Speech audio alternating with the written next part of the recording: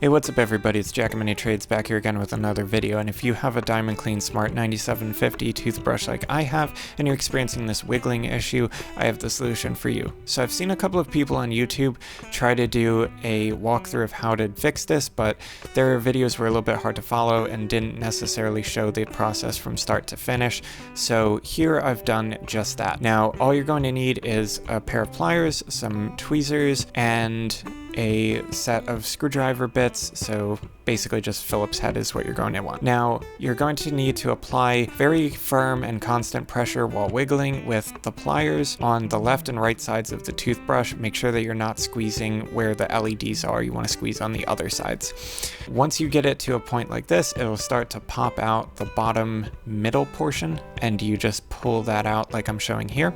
There's a rubber gasket on the bottom, and it has a couple of little teeth on the top.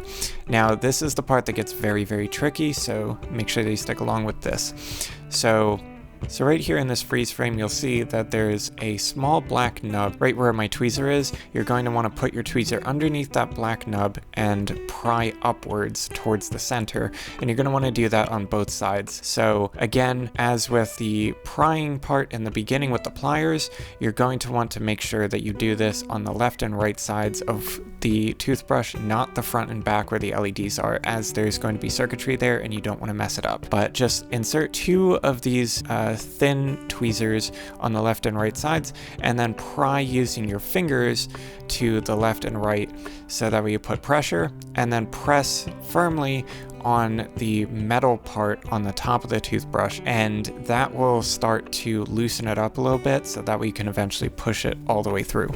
Now you can see that the center bit has started to come out, and now it's just a simple matter of pulling it out with our fingers. So here are the clips on the right side and the left side, and now all we need to do to fix this is just take a Phillips head screwdriver, put it into the little screw right here underneath the top part where the brush goes, and then you're just going to want to tighten that all the way down.